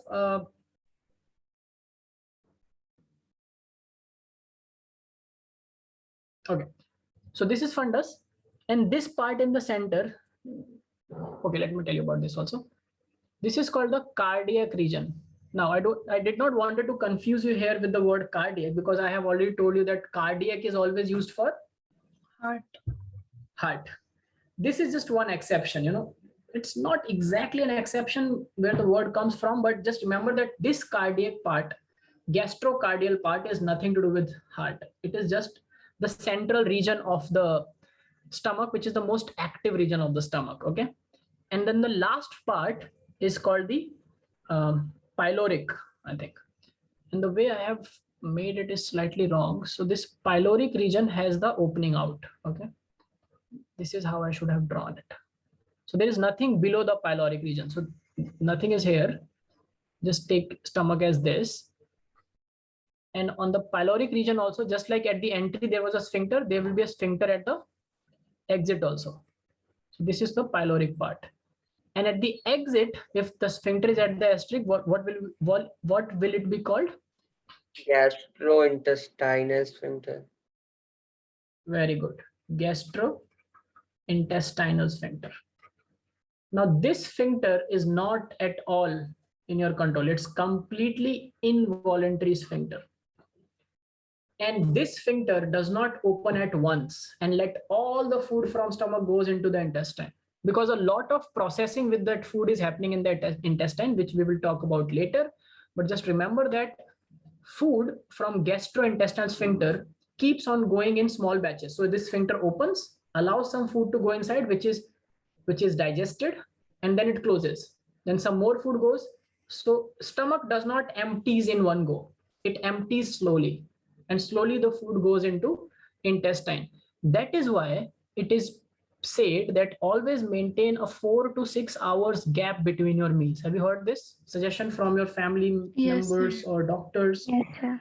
It is scientific, because the food that you just put in the stomach will undergo digestion, and slowly it will be removed from the stomach, which will take around 4 to 6 hours. Then only you should bring in more food for the stomach to work. Otherwise, what will happen is the pre-digested food is there, some new food comes, and if that new food goes into the bottom, the sphincter will open, and that new food, which is not digested at all, will go into the intestine. So can you absorb anything from that food? Say yes or no. Can you absorb anything from that food? So those who just keep on eating all the time, like after every 1 hour they are eating something or the other, it's not very good and healthy for your health actually, because that food may not necessarily help you in terms of nutrition. It may just go waste. So just give proper time for your stomach to work. Now let's focus on what is happening in the stomach before we go to this gastrointestinal sphincter. Now in stomach, the first thing that we have is, okay, this thing is common for the complete gut, right from our mouth to the rectal opening. The whole intestinal lining is covered with the mucus. So there is a mucus lining everywhere, but especially in stomach, it serves a greater purpose, because in stomach, this Acid. mucus lining, yes, very good. It protects the stomach walls from HCl. HCl, hydrochloric acid. Do you know what is the pH of this acid which is present in our stomach? How much acidic it is? What is the strongest acid you have seen? So acids in car batteries, what is the pH of acids in car batteries? They are very highly potent acids, right? Because they have to run the car. So what should be the pH? What is a perfect acid? If the pH is 0, it is perfect acid, right? Nothing has like almost 0 pH. It's like just the acid, but acid always is dissolved in something. So if it is slightly water or something, then it becomes less than more than 0. But if so, anyone knows about the car batteries? What is the pH of a car battery? Yes, Abhinav. I don't remember it, but I read, I think 3.8 or something. But 3 is very, like, it becomes weaker. These are these acids are not organic, 4 or 5 is the pH of organic acid. Citrus, have you lemon juice, the lemon and Yes, the sir. orange juice? Yes, sir. Those pH are 4, 5, and they are organic acids. Even formic acid, which is there in the bee or ant sting. So when a bee stings you, it burns a lot, right? It burns because bee's sting has formic acid or ascorbic acid in it. All these stings have acids in it, apart from venom. If there is venom, then other things will also happen. But if there is no venom, acids will be there. It's a protective mechanism. That's why it irritates and stings a lot. But the car batteries have a pH of around 1 to 2. 1.5 or 2, very strong acids. What do you think is the pH of the acid in our stomach? 1.5 to 3. Yes, 1.5 to 2.5 is the pH. Now, how strong it is? Very strong. Very strong, equivalent to a car battery. Can you put your finger in a car battery's acid? Never do that. No. Please never do that. You will never get your finger out. There'll be no finger. You'll be fingerless. Okay, never do that, because they're very strong acid. And acids, what do acids do basically? Anyone knows? Everyone thinks that acid burns. Acids does not burn. What does acid do? Down.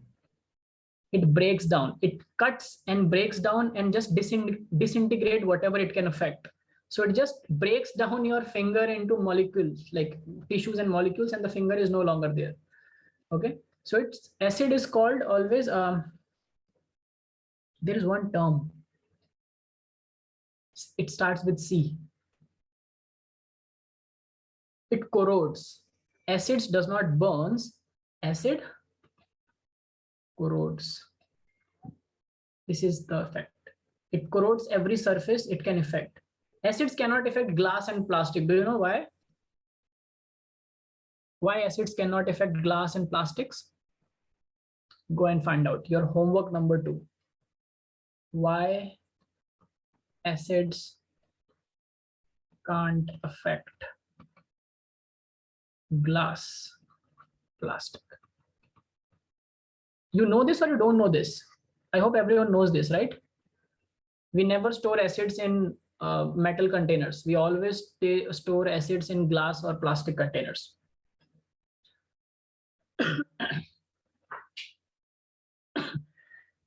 Okay, so this acid is very strong. Now, such a strong acid, equivalent to a car battery's acid, is in our stomach. So how is our stomach protected? Now, just don't say mucus. Exactly, don't say that. Yes, okay, very good. But how? What does the mucus do? It creates a thick layer. Yes. Or So a mucus, slimy layer. yes, it creates a thick layer which is preventing the acid to interact directly with the living cell, right? So Yes, in sir. a way, our acid in the stomach never comes in contact with the cells of the stomach. Am I right? Yes, sir. Okay, so if am I right, just tell me how is this acid formed in the stomach there? It must be forming in a cell and then secreted out in the cavity, right?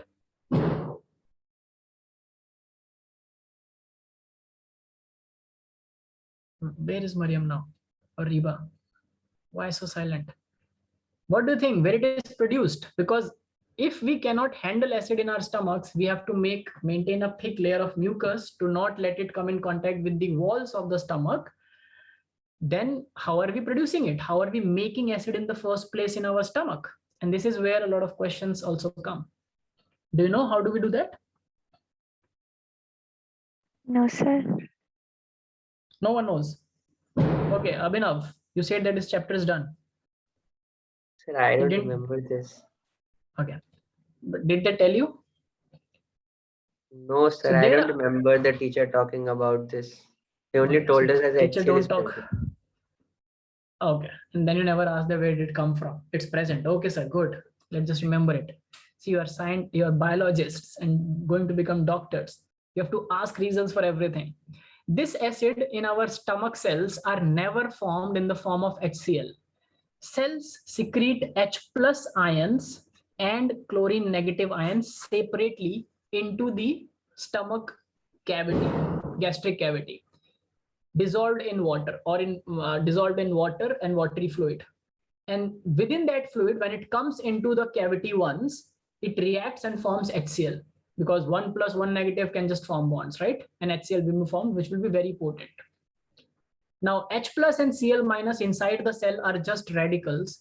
They are not that harmful. They will not kill the cell if they are secreted out properly. Once they are out in the lumen and form HCl, now they cannot go back to destroy the cells because there is a thick layer of mucus in between. Does it making sense to you? Yes, sir. Simple logic, right? If we cannot handle it, we cannot also make it. So never say that our stomach produces HCl. It secretes H plus and Cl negative and it forms HCl inside the lumen of the stomach. Now, sometimes this mucus lining is disrupted. So there are people whose problem is that they cannot make enough mucus. So these people, when they have cold and cough, that's almost dry cold and dry cough all the time, they do not produce mucus because the mucus producing ability is suppressed. These individuals have higher chance of getting peptic ulcers or gastric ulcers.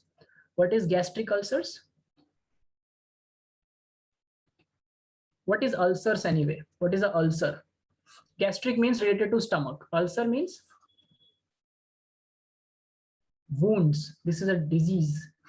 So there are wounds in your stomach that happen because the mucus lining is very thin and cannot protect the stomach wall effectively from the acid. And that's why this acid goes and corrodes the wall and there is a wound inside it. And these wounds are gastric ulcers are very difficult to heal. Can anyone tell me why with their logic? Because acid corrodes. Yes, but that is not the answer. Acid corrodes, that's why wounds happen in the first place. But why does not it heal fast? Because I told Because you that there's our no gut presence is of mucus. our gut is made up of squamous epithelium, which heals Yes, very sir. fast. Remember? Yes, So why sir. can't we heal stomach wounds very fast? And same is true for peptic ulcers or intestinal ulcers. We also cannot heal them very fast. Why? Think about a more simple thing. Science is always not very Because the convoluted. tissues are not present there. Yes. Up. No. Anyone else? Or even Mariam, again, try again. When do wounds heal? When they get time, right? Yes, sir. So stomach sir. are How very many of active. you know of Habi on Instagram? The person who does this. Sir, who doesn't know? Yes, sir. It's that simple. So if you're not giving answer, I'll give answer. I'll do this. See, when will wounds heal? Suppose you have a When wound they'll on your get time. epididymis. But they Then do they will not get get time. time because the digestive tract keeps on working every day because we can't stop eating. Exactly. You know, see, it was that easy. So peptic ulcers are difficult to heal because food keeps on coming in. And when food keeps on coming, it will always, get through the lining of the stomach. So it's actually not allowing or giving time for the stomach to heal. And also the mucus lining is thick, as Mariam said, is the secondary point, but important. And mucus lining also is not making up properly. So acid keeps on corroding the wound. So in that case, we have to, if the wound is very big, there is no other method than to surgically remove that place and somehow shield it. But this is how gastric ulcers happen or intestinal ulcers happen, and they take more time. So when patients undergo this kind of treatment, so this was one question, what kind of diet will you prescribe or is preferred for a patient with gastric ulcer? Now you will think that we have not studied medicine yet. Why are they asking us this? But you have studied digestive tract, and they are asking you because you know what kind of food will you prescribe a person with gastric ulcers. Which is easier easier to to digest. More than easier to digest, what kind of food? What will be the physicality of the food? More watery kind of stuff. Exactly, more liquidy or semi-liquidy or jelly kind of stuff, which is not hard and does not corrodes against the wall of the stomach. So they are always say that do not eat any hard food or very rough food, like do not eat the grains or dry grains or your nuts and things like that. Eat dalia or eat poha or eat something like juices a lot. You understand? Yes, This way we are giving, and what medications will you give? Which increase the mucus secretion, right? yes, sir. Right? Yes. See, you are becoming doctors now, or at least getting a taste of it. Okay.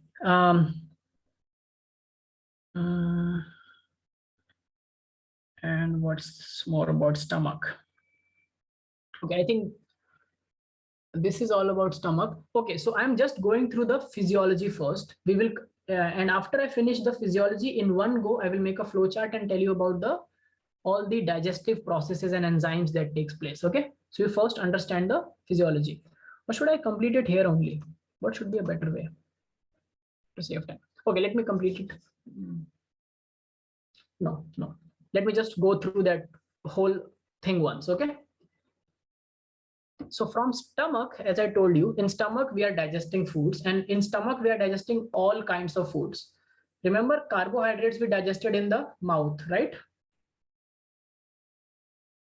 Correct? Yes, sir. Yes. Yes or no? Yes. Now, what all other nutrients are there in the food? Proteins, Proteins, one, and just carbohydrates and proteins. fats. So have we digested any protein or any fat before stomach? No, sir. So 100% of protein and 100% of fat is left to digest. And also 70% carbohydrate is still left to digest, right? Yes, sir. So we will be having enzymes in the stomach, and let's go through that. We will be having enzymes secreted in the stomach, which will act on proteins majorly and lipids. Lipids are one big category used for fats. All fats are lipids, but all lipids are not fats. Will you remember this? Fat is one type of lipid. Okay. And also we will have to digest carbohydrates. These Sir, are the one more major. question. Yes, please. Yes. Sir, right now you said about lipids and fats. So, but like fats and lipids, if we see in the broader perspective, also they have the same work. Lipids do the same work as fat, give energy. No, never. Lipids can never do the same work as fats, or fats can never do the same work as lipids, because fats are one kind of lipid.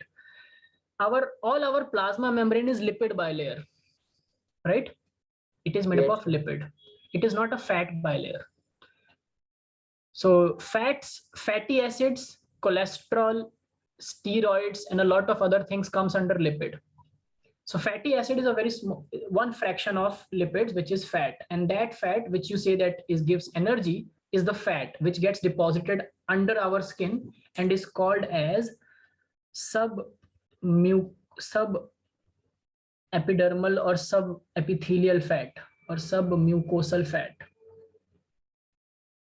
This is what makes people obese. So wherever there is skin, beneath the layer of skin, there will be fat. Fat only deposits most of the time in adipose tissue, which is present beneath the skin. Tissues you have done, right? Types of tissues, we'll come to it.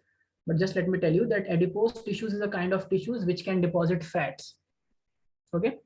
Lipids, on the other hand, are very much utilized and are dynamic in our body because all our cell membranes are made up of lipids of one or the other kind. There are sphingolipids, myolipids, and all different kinds of lipids.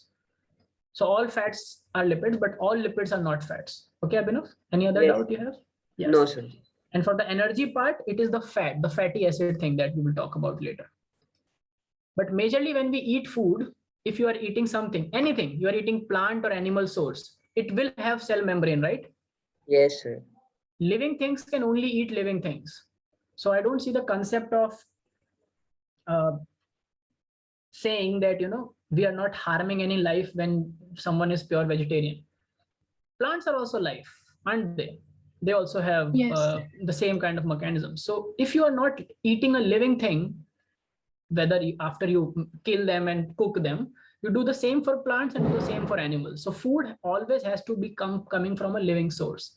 You cannot eat inorganic substances like soil and chalk, plaster, brick, and sustain your nutrition. So whatever you eat, it must be having proteins, it must be having lipids and carbohydrates. So things which digest proteins are called Trypsin and pepsin. what? Trypsin and pepsin. Peptidases. What is this now? This is the broader category of very good. This is the broader category of the enzyme, peptidases. Peptidase means all enzymes end with ases because they actually cleave, they cut it.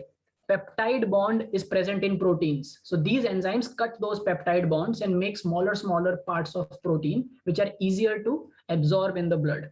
So peptidases are two in the stomach, which you said. One is trypsin and the other is Pepsin. pepsin. So you know this, but you have to also know this. This is asked in higher entrances. Okay. Peptidases and also peptones. Just remember this. They also, so proteins are broken down into smaller proteins. Those, by the help of peptidases, those smaller proteins are further broken down into amino acids with the help of peptones. Okay. Say yes. Yes, sir. Yes, sir. Very good. For lipids, the enzymes which are present in stomach are called lipases. Lipases helps in the emulsification of lipid.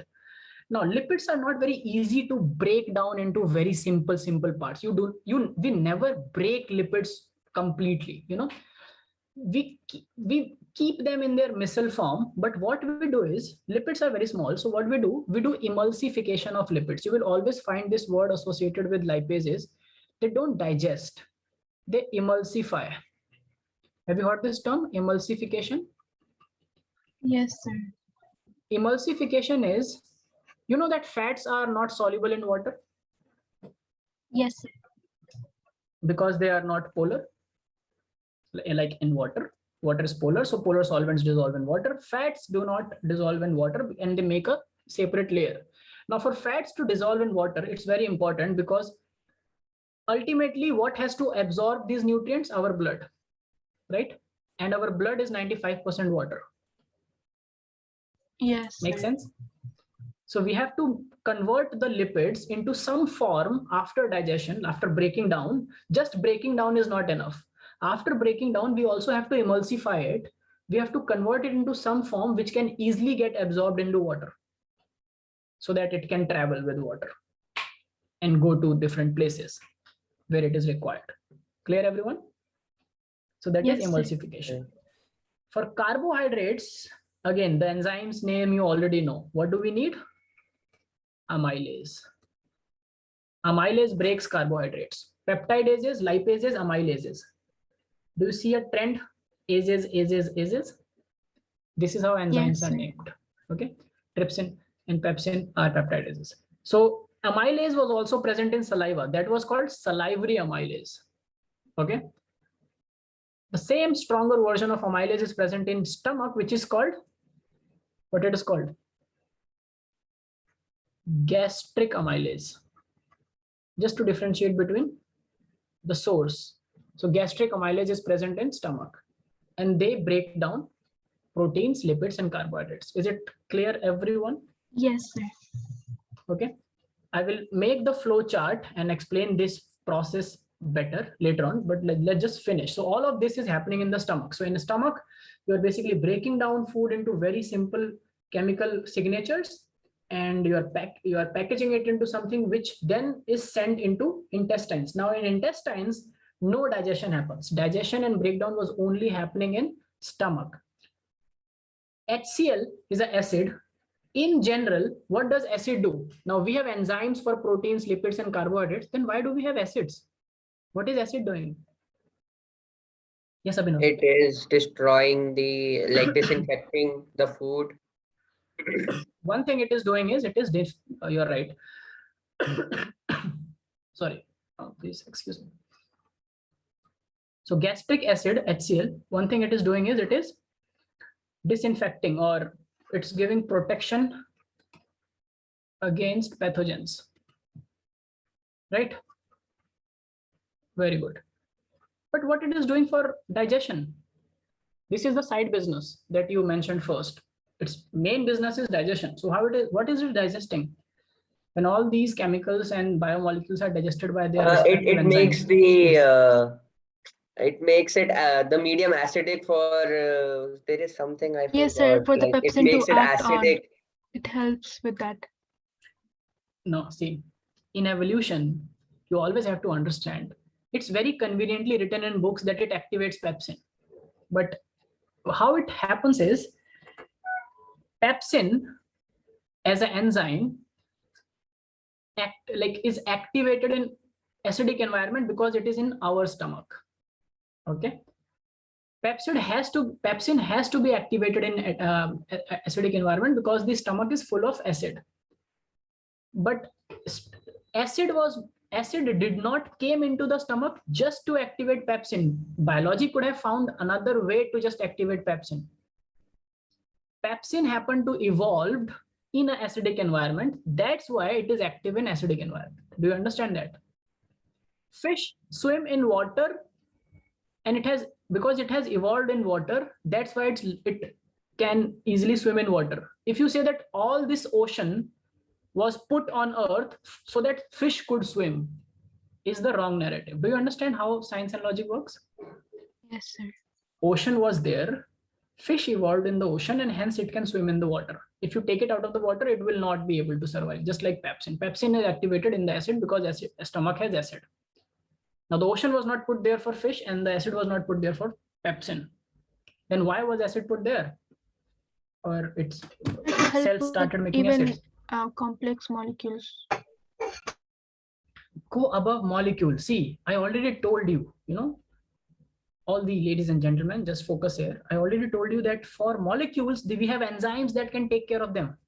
But to reach these molecules, we need to first break down the macro structure of food. One piece of chicken that you eat has so much of energy to keep you alive for a night. Just one piece of chicken, one small 5 or to 10 grams of piece. But so one thing is we have to chew our food properly, but even chewing the food does not breaks the food into very, very simple molecular structures, which can then be acted upon by the enzymes. So the enzymes can only act on molecules. But if there is a chunk of chicken in your stomach, that chicken first have to be disintegrated into certain molecules, right? Yes, sir. So that macro structure of food needs to be disintegrated or corroded. That's what acid do. It does not burn, it corrodes. Okay. When you put your finger in the acid, the finger is still there, somewhere disintegrated in that acid, but it's there. But when you burn something, finger is a very gross thing. I should not give these examples. I don't know what is happening to me. Okay. If you burn a paper just like loses a lot of mass and ashes are left, right? It changes. Do you understand what I'm trying Yes, to sir. say? Yes, sir. So corrosion and burning are different. So we have to corrode the food so that food stays there, but disintegrates into simpler molecular, macromolecular chunks, where now these enzymes can come and work on and then can disintegrate into further smaller parts which are absorbable in our intestine. Is it okay, everyone? So Yes, HCl sir. first serves as protection against pathogens. So it seems very simple, you know, and this is what defines entrances. Everything is simple, but they will ask you a question which is so pinpointed and logical that you have never thought of it. You just have to think about it. So HCl's first major thing is disintegration or digestion. So digestion, breakdown, disintegration, all these words are true of macromolecular, macro structure of food. Is it fine? And then Yes. you can write it activates pepsin, because pepsin can only be activated in acidic environment. But now do you appreciate how does science go? What should be the connecting logic? Yes, sir. Very good. Now, as I told you, the only function of acid was in the stomach. So now when food moves out of the stomach, you would not like it to be acidic, right? If it is acidic throughout, it will be very problematic to the whole intestine, because as we go further, small intestine, so acidic substance is there in the stomach for a very long time. Then it is also there in the intestine, then also in the large intestine, and then also when we excrete out waste material, it is also acidic. So acidic things can also cause harm anywhere in the body. So the moment food enters from stomach to intestines, what we have to convert it into? From acidic to basic. basic, or we call it alkaline. The basic word is also, there is a replacement called alkaline.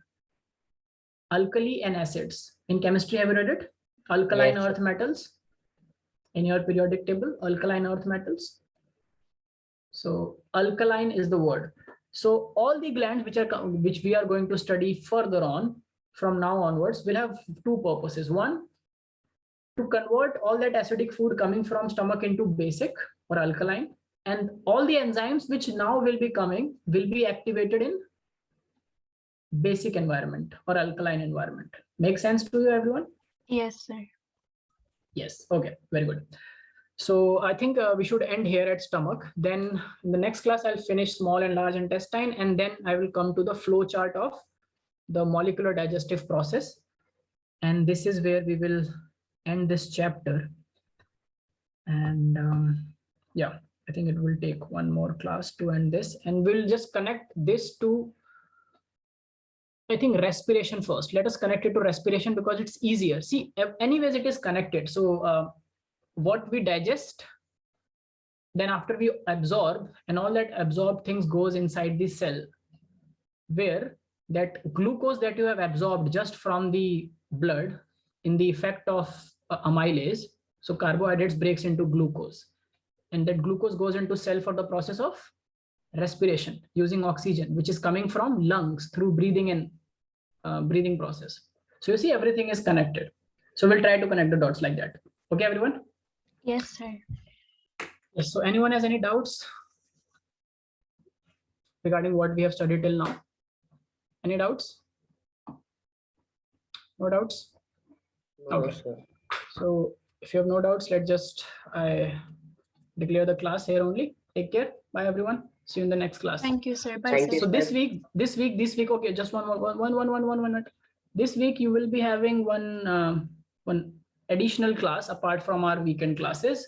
So we'll be having one additional class of 2 hours. Okay. So get in touch with Nishkarsh and get to know when that class is being scheduled. Okay. Okay, everyone.